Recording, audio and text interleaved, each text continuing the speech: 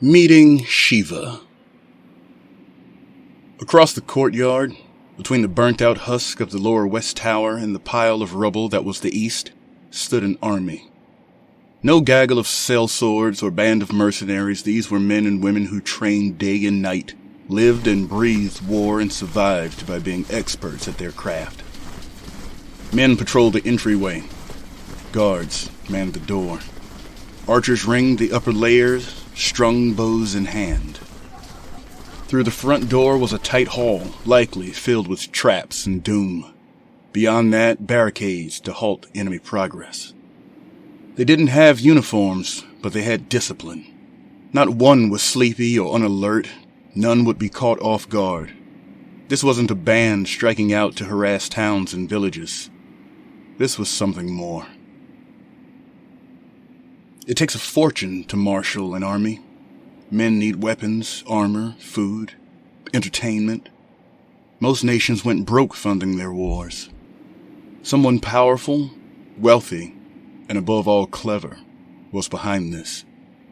Someone formidable. "What's the plan?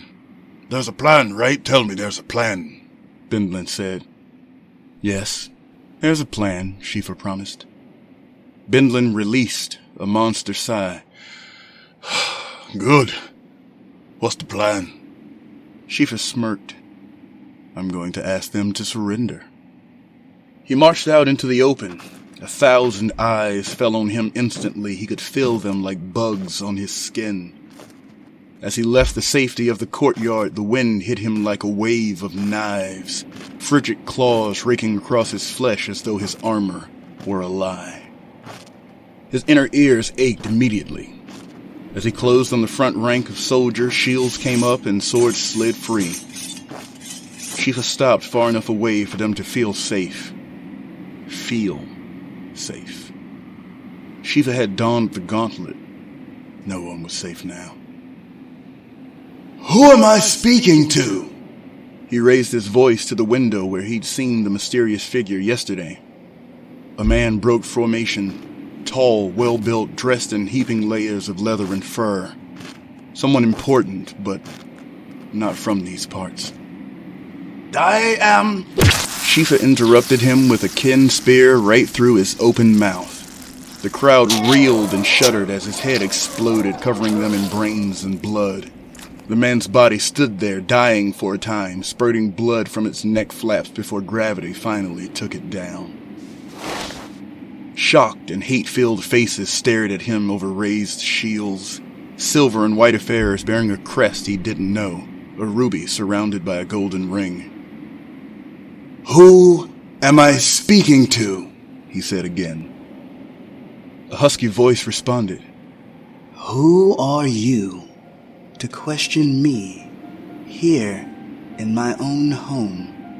Husky, but definitely female.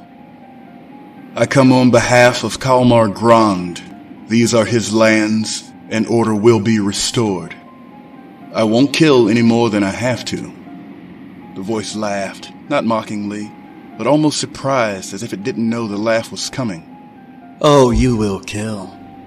And kill and kill and kill some more. That's what you do. It's what you are." Shefa wasn't sure how to proceed. This person knew him more than he was comfortable with. Had his legend reached the top of the world? No. None in this town or in the castle knew him.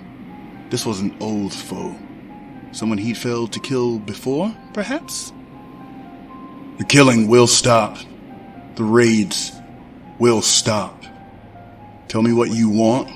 Let me help you get it, so that you, your people, and the people of the White Lands can go back to their peaceful, miserable, snow-sucking lives." The voice was silent for a while. The lull in conversation reminded him how cold he was. Something told him to wait, so he did. "I want you," the voice came back. Shefa fixed his mouth to respond several times before he found the word he would ultimately use. "What?" "You. Give yourself to me, Swear fealty and loyalty to me. Kneel and kiss my boot, and I will leave your precious villages in peace. Okay, Shefa said without hesitation. Also, you will follow my every order, without question or hesitation. You want me as your slave? Shefa stared up at the shadow. The shadow silently stared back. Yes. You understand that if we can't come to some arrangement, I'm going to kill all of you, yes? I believe you believe that. I believe you'll try.